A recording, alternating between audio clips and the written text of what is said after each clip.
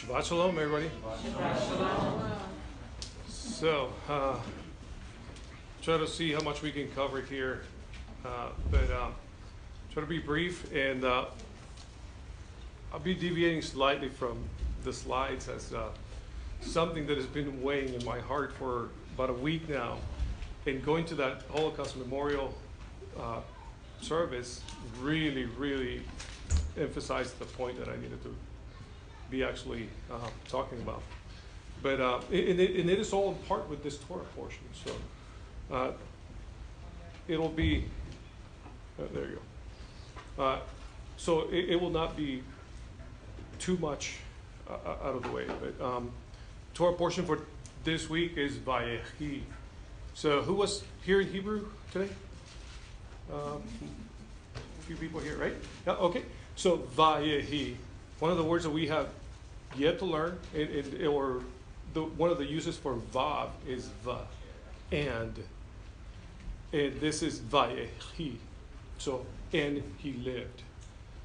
Every Torah portion begins with the beginning few words of that portion for the book of whatever book you're studying. And we find ourselves in the very last Torah portion of Genesis, beginning on Genesis 47:28, all the way to the end of Genesis.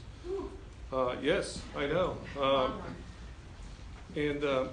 Well, it is actually very good that we find ourselves here, but again, a little bit on the sad side as we see the events start, or the onset of what's about to happen. And as we talk about what has been happening, so so Yehuda again, Judah pleads for his brother, right? His father told him, "Hey, do not leave him there."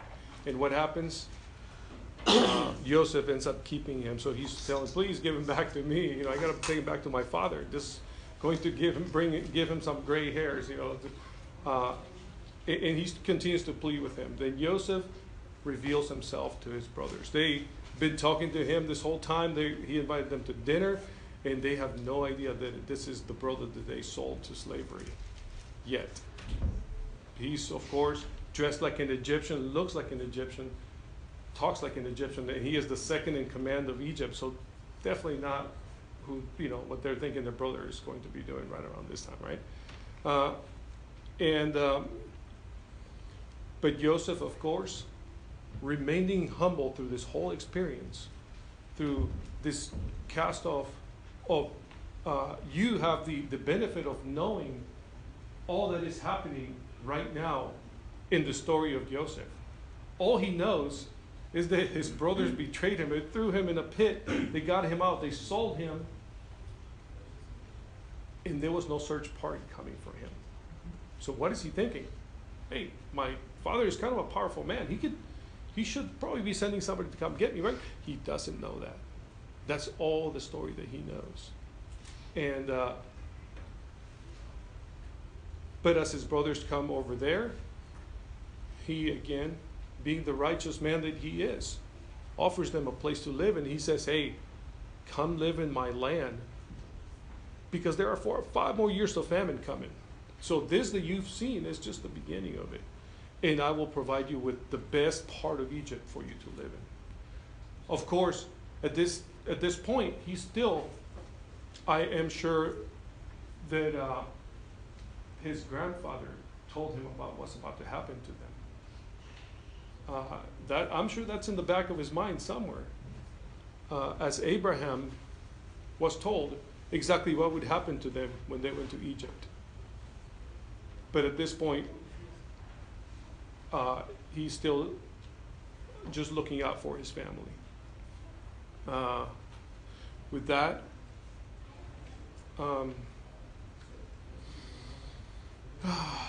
we begin our Torah portion, and it is in chapter 47, verse 28. I'll read the remainder verse of chapter 47, and then we'll continue from there. Yaakov lived in the land of Egypt 17 years. Thus Yaakov lived to be 147 years old. The time came when Israel was approaching death. So he called for his son, Joseph, and said to him, "If you truly love me, please put your hand under my thigh and pledge." I got to teach on the other one. The only other time in the Bible where he puts his hand under his thigh, right? If you start researching, you know there's kind of a strange way of pledging, but there's a lot of significance there. Yeah. So pledge that out of consideration for me, you will not bury me in Egypt. Rather, when I sleep with my fathers, you are to carry me out of Egypt and bury me where they are buried. He replied, "I will do as you said." I mean, this is the second most powerful man in Egypt, right? Telling his father, "Okay, no problem. I'll do that." If you were Jacob, what would you say? "Oh, thank you. Appreciate it." But instead he says, "Swear it to me." Why? Because he understands there will be conflicts of interest there. If you think about it, Joseph, he is not only an Egyptian, he is royalty. I mean, he is second in command. His father is royalty. They are in a very high position of authority. So, as far as everyone else is concerned, they should be buried where they live, right? I mean, think of Queen Elizabeth. When she passes, can you imagine her being buried in Madagascar? Yeah. I mean, this is what we're looking at here.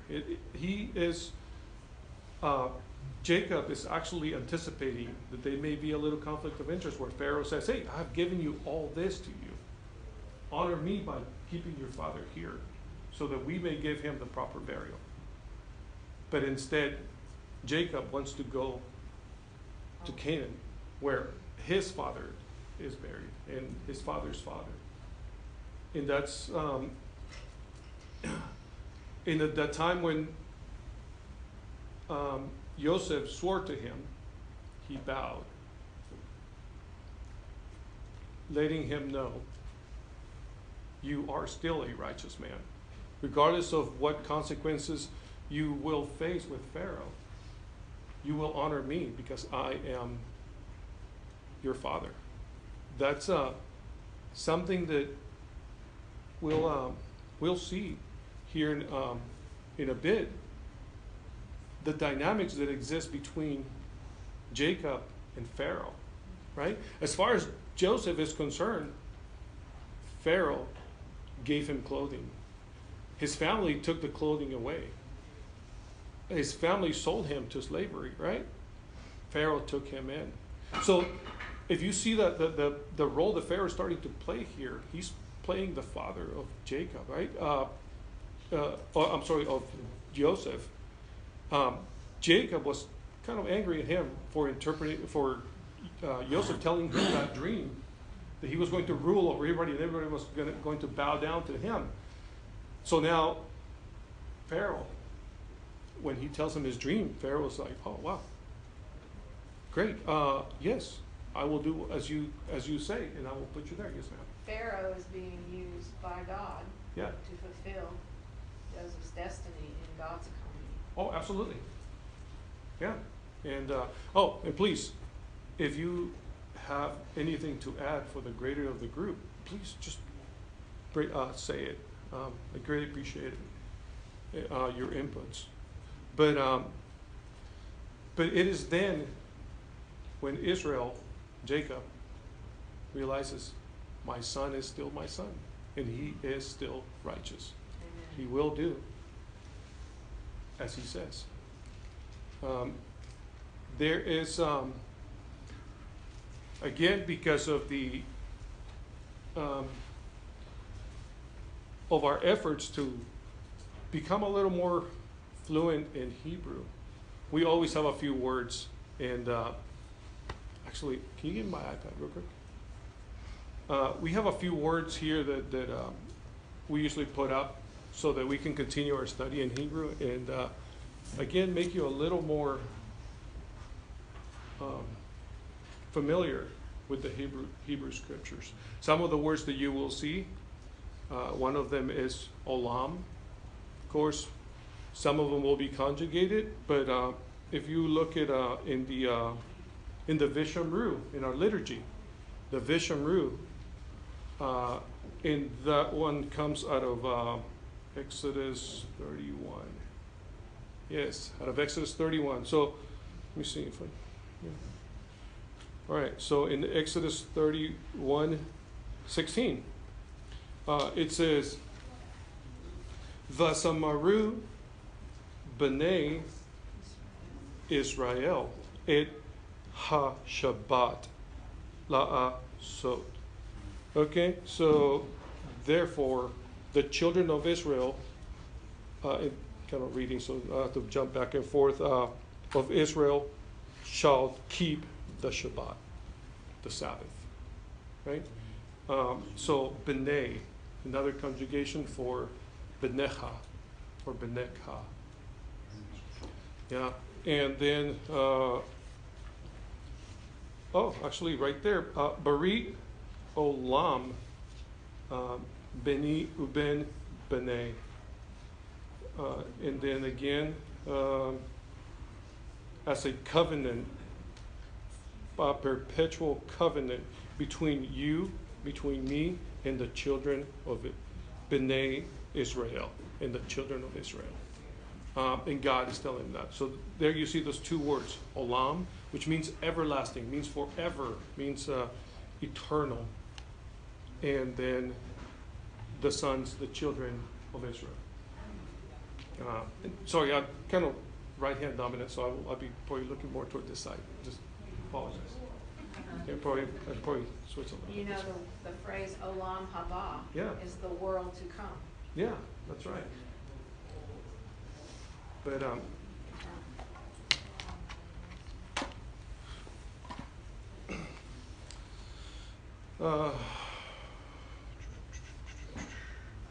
right. So continuing on with chapter 48. A while later, someone told Joseph that his father was ill. He took with him his two sons, Manasseh and Ephraim. Yaakov was told, "Here comes your son Joseph."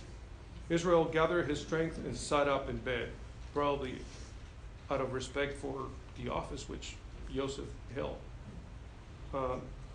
And Yaakov said to Joseph, "El Shaddai appeared to me at Luz in the land of Canaan and blessed me, saying to me, I will make you fruitful and numerous. I will make you a group of people, and I will give you this land to your descendants to possess forever.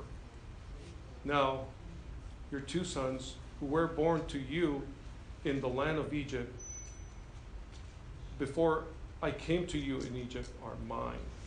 Ephraim and Manasseh will be as much mine as Reuben and Shimon are.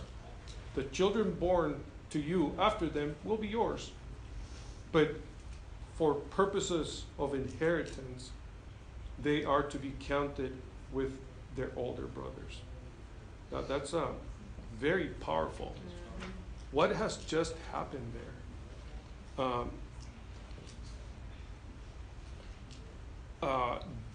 Yaakov, he's grafting them in. That's right. He is. And into the tribes. Yeah, he is adopting them. They were Egyptian. They were Gentiles. And he is, much like, what does that resemble? What Jew and happened? Gentile, one in the side. Yes. Grafted in. Grafted in. Woo. Good job. Romans 11:17, absolutely. Yeah. And that's what he is doing. He is bringing them into the inheritance that Israel is to become. one of the very interesting parts that I saw is the name of God, right? Everybody knows here Emmanuel. El is one of the names of God, El, right? And we, Emmanuel, among us, God. Well, God is with us. El Shaddai. For a long time, I had always heard omnipotent. I've heard God Almighty. I heard all these things whenever you heard the word El Shaddai, right? It was probably from the very first Latin translation, that omnipotent. But then, if you start getting into paleolinguistics, which, I don't know, if you're really, really bored, get into that. But it's Oh, come on. no, but it is a study of dead languages, right? In Latin, it's actually in there as well. But if you look at that, you will notice that in the Akkadian language, as Hebrew is kind of like an offshoot of Akkadian, right? That's one of the very first written languages. And from there, you see that the word Shadu. Yeah, Shadu, which means mountain. And there it starts putting things into perspective. God of the mountain. Yeah, and then you're like, okay, that makes so much more sense. Mount Sinai. That's where he lives. That makes so much more sense than omnipotent. Although he is omnipotent and he is almighty. But just the meaning behind that name, you start seeing it, and you're like, God of the mountain. Okay, that makes so much more sense. At this point, his actual name has not been revealed, and it will be revealed to Moses. But we're not there yet.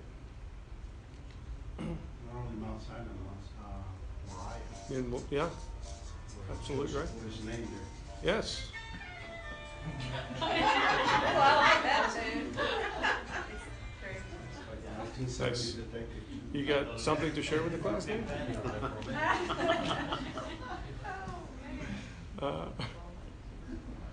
I wanted to point out that the interest of the writer of the Torah portion refers to him as Yaakov and Israel, right there at the beginning of chapter Yes. 48. And then when he's revealed that at the Torah portion, when he's revealed that he's going to make him a numerous people, going in tune with that prophecy, when Yaakov is claiming the children, he claims Ephraim first, then Manasseh. And you'll see that in the blessing also. He's claiming the younger ahead of the older from the get-go in this Torah portion. Oh, yeah. There's a lot of significance there too. And that is probably one of the focal points of this whole Torah portion, the little switch of hands, right? And we see it here. How he says, no, my son, Manasseh will also be great, but Ephraim will get the firstborn blessing. But one question here. Who's a math major here? Yeah? No? Okay. Wait, he just made them his sons. How many tribes of Israel do we have? 12. Wait. That makes 14. Yeah, 14. How's that? What do you guys think? For starters, we'll take out Joseph and put his sons in for him, but we still have 13. Well, and also And depending Levi on what doesn't get anything genealogy there. and what thing you look at, Dan is taken out in several different ones.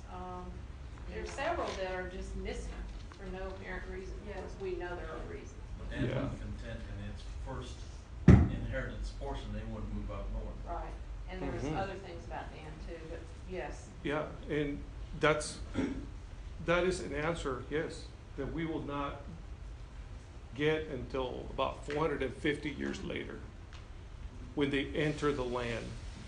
The inheritance is when they cross the Jordan River, right? It's not while they're wandering in the wilderness. And what happens then? Joseph, he received the firstborn blessing, right? On the very next chapter, when Jacob is giving all his sons the blessing, he makes it clear that Joseph is the firstborn. What is one of the indicators? A double share. He gets the double share, right? Through his sons. And that is one of the things that you should take from this. He gives them, when he's giving them the blessings, he makes them his sons. And through his sons, he gets that double portion of the inheritance. So he doesn't get an inheritance, but his children do. And you see it in Numbers 34:16, actually, where they list all the tribes there, and you see them, the ones who will go across the Jordan, and then of course the ones who will stay east of the Jordan River. And half of the tribe of Manasseh actually stays with Reuben and Gad, right? They stay east of, so they don't go forward. But the other half of Manasseh's tribe does go west of the Jordan River.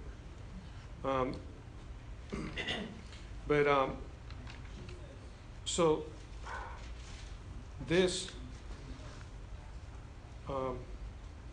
brings up a quick point, and this is what's been what I've been praying about for a while now. He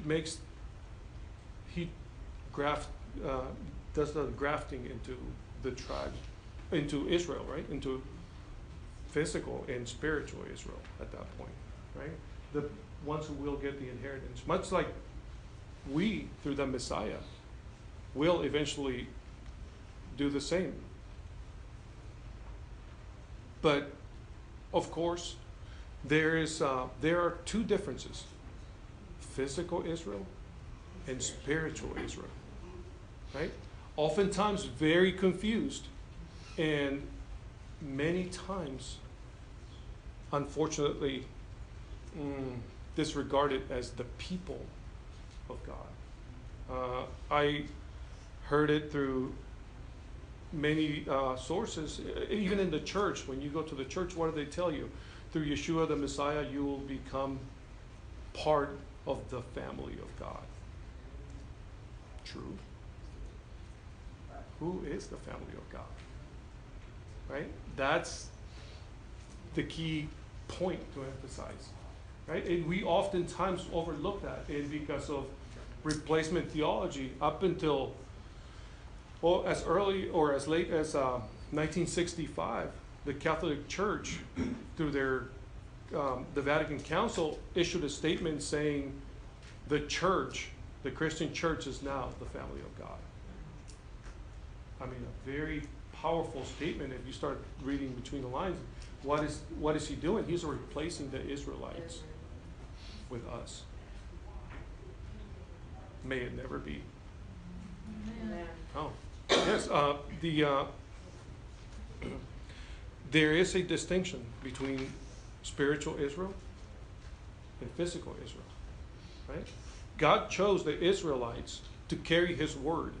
He gave them the commands. He gave them the Torah, the first 5 books of the Bible. And they are his people. He makes a distinction. And he gives them circumcision to be part of physical Israel. Not that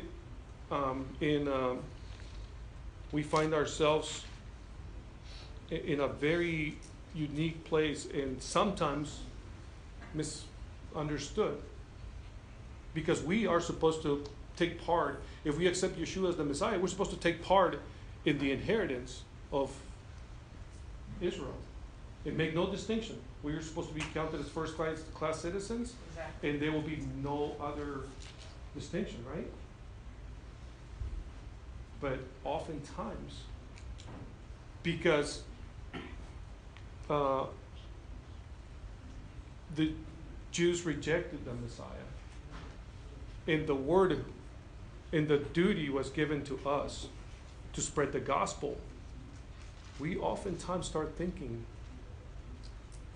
that we are now God's people. We're getting ahead of God. That's right. And as Paul says, may it never be. No. We are supposed to be custodians of it and spread the gospel. And then eventually it will come full circle and the word will come back to God's people. Yes. Amen. And it, I'm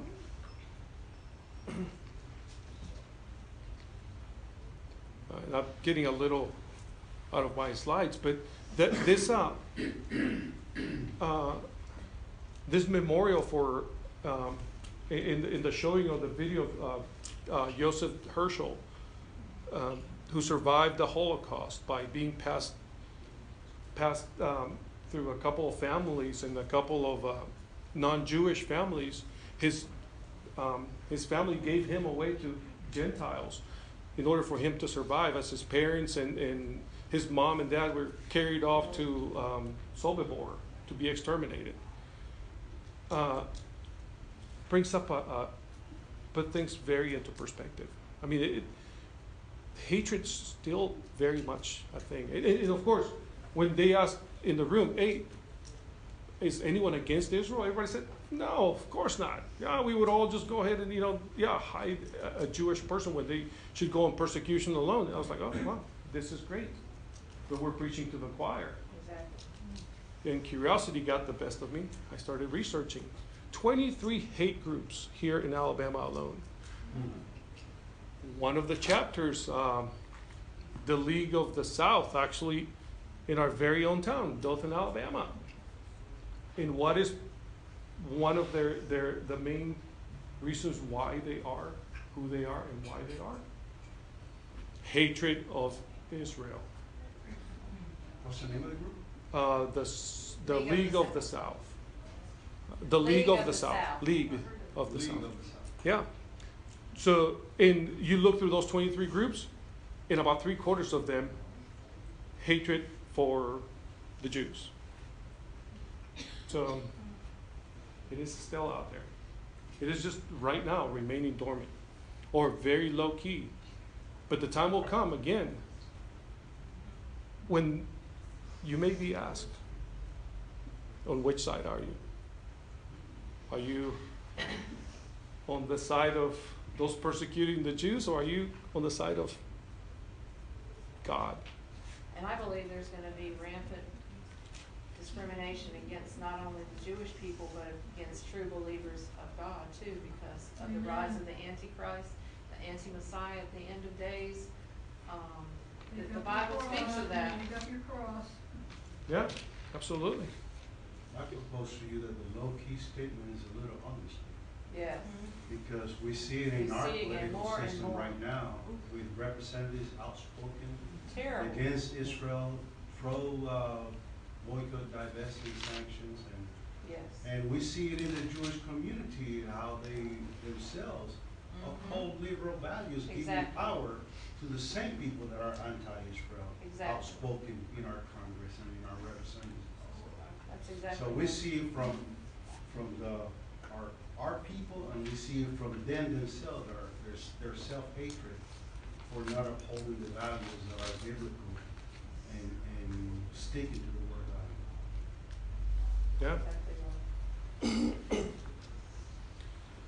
And part of the problem is that we misunderstand the covenants. Right? It is a very sad reality that now we find ourselves thinking that the covenant was made with Gentiles. No biblical foundation for that. Absolutely none. In Jeremiah, of course, there was the covenant with Moses, and then there is the future covenant, the one to come, where God says on, Jeremiah 30 or 31, depending on which Bible you have. Yeah. Here the days are coming, says Adonai, when I will make a covenant with the house of Israel and with the house of Yehudah. It will not be like the covenant I made with their fathers on the day I took them by their hand and brought them out of the land of Egypt. Because they, for their part, violated my covenant, even though I, for my part, was a husband to them, says Adonai.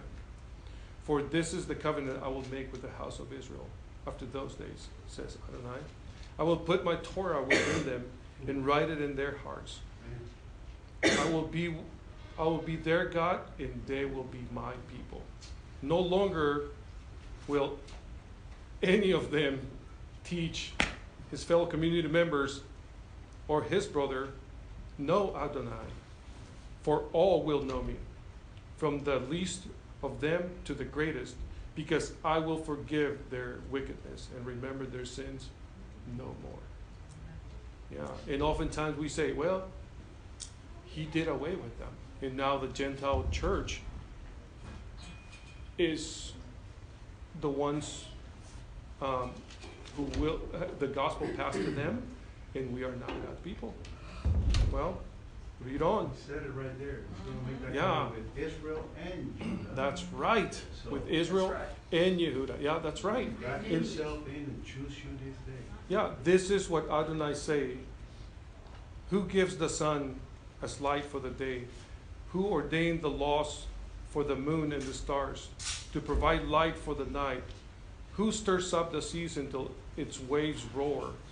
Adonai Sabaoth is my name. If the laws leave my presence, says Adonai, then the offspring of Israel will stop being a nation in my presence forever. This is what Adonai says.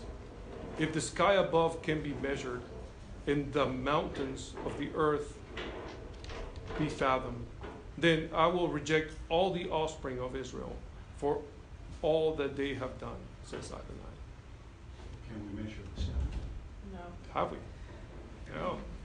That's right. That sounds like, yeah, that's exactly what he's saying. It is not happening. And it is through them that we can be grafted into Amen. that covenant which he made with them, right?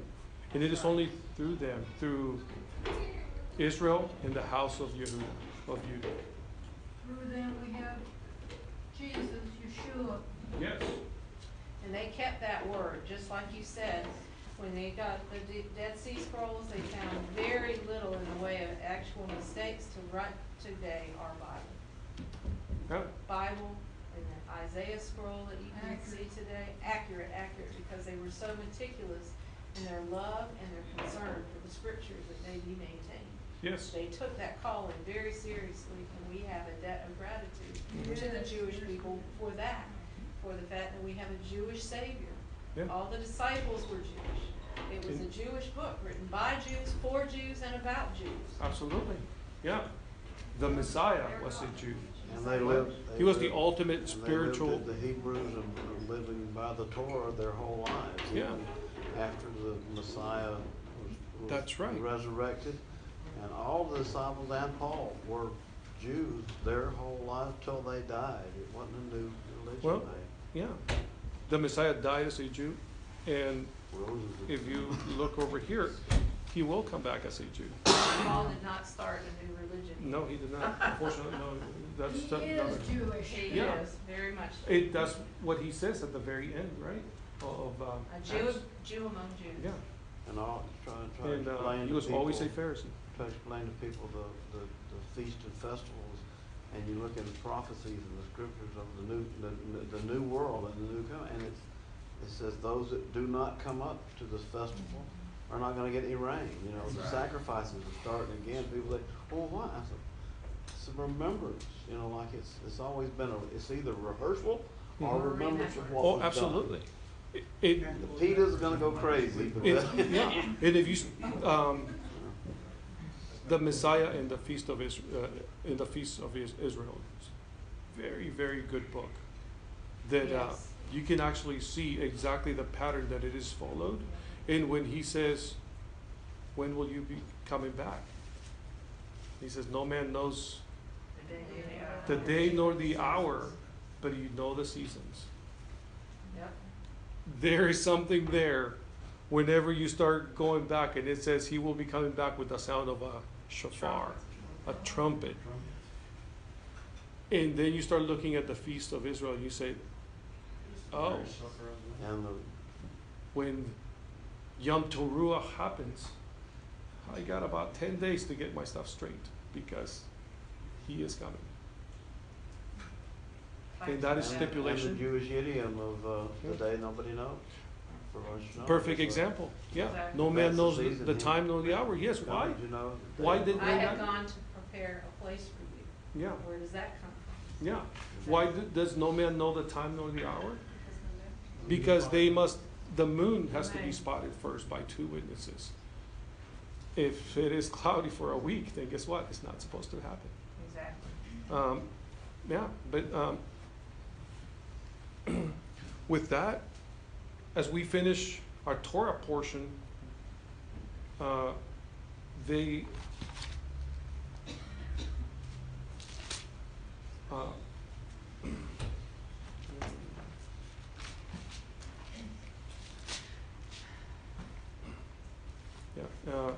so Joseph said to his brothers, I am dying, but God will surely remember you and bring you up out of this land to the land which he swore to Abraham, Yitzhak, and Yaakov.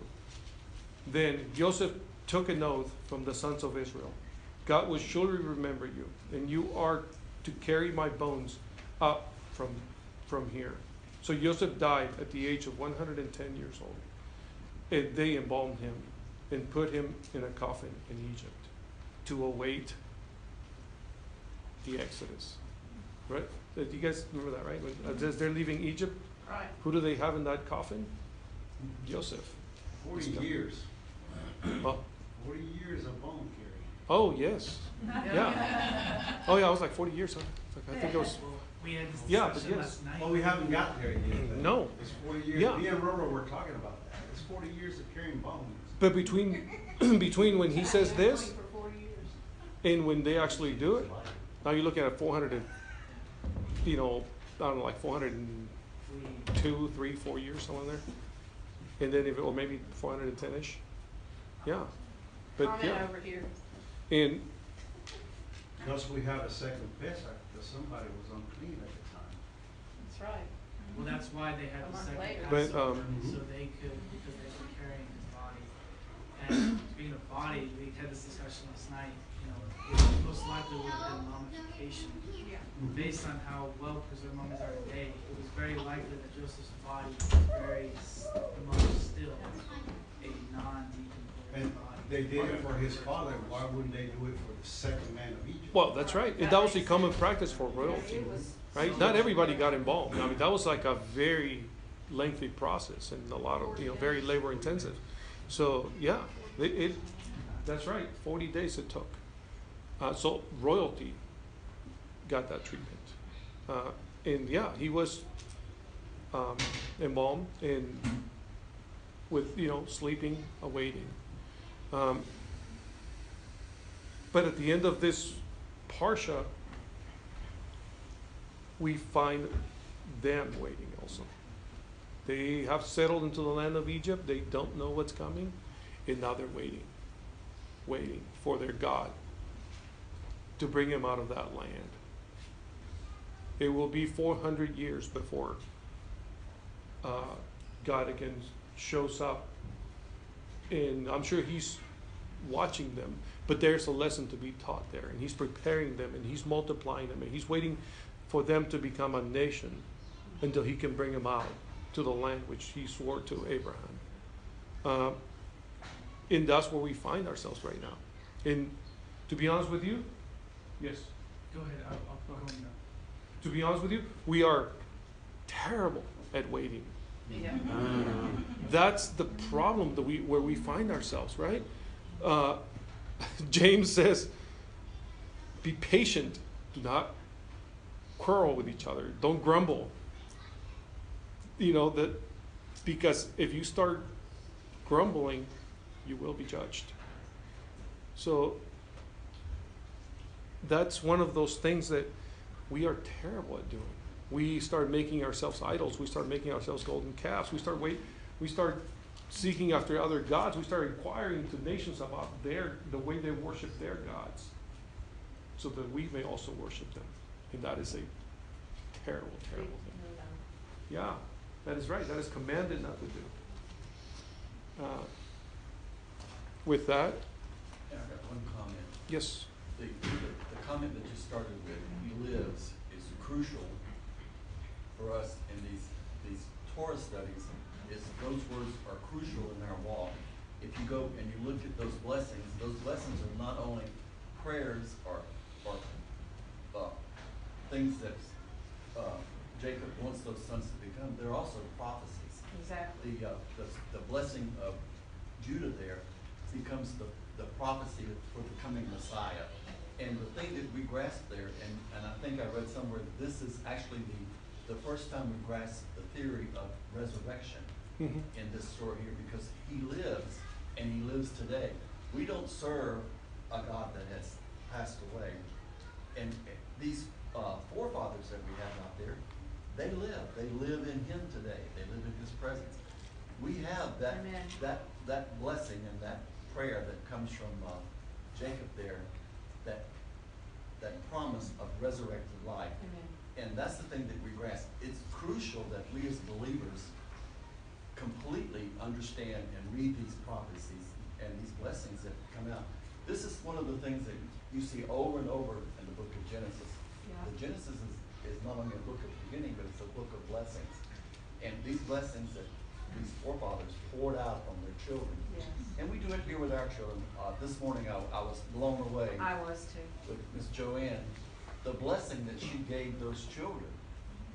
Something that's going to carry on. And she gave them their history and what they're to look forward to. That's what this is. This is giving us our history and what's to come. These blessings and these things that we're passing on, that these forefathers passed on, are crucial to us to see and to understand the depth of these things. Yes. He lives. And he's not just talking about Jacob lived there in Egypt. He's telling us that he lives, he serves a living God. And if we're going to grow and become who he wants us to be, that's the concept that we just have to really grasp. That's crucial in our understanding of the word, is that there is life in this. We have the only religious beliefs, or probably the only religion that has a living God. The only God. The only God. So I wanted to point out, as we stand firm in the living Word of God, our Torah, the Word of God, our Bible, it's always being challenged. We started being challenged by this seed of the enemy, seed of the devil, evolution theory.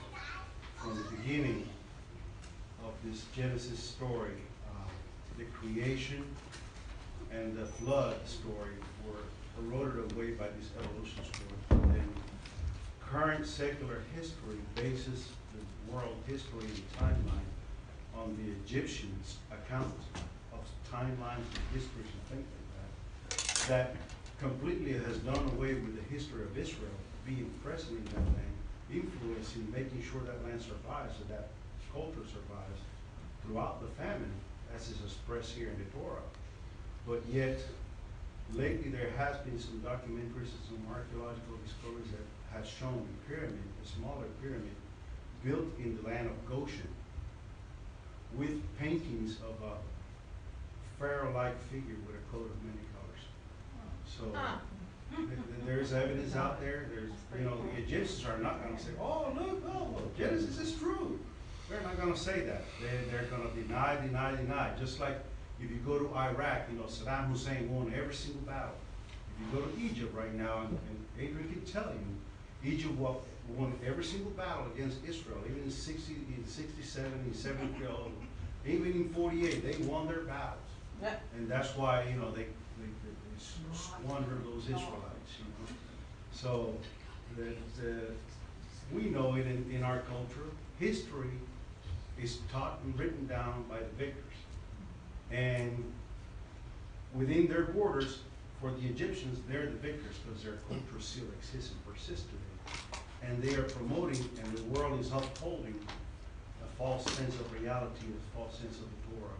So just beware, do your studies, remain in the Word, remain faithful to the Word, and look for the clues. But God left the breadcrumbs for us to find out what the truth is. And it's up to us to come in faith to Him believe him and stay in pact with him.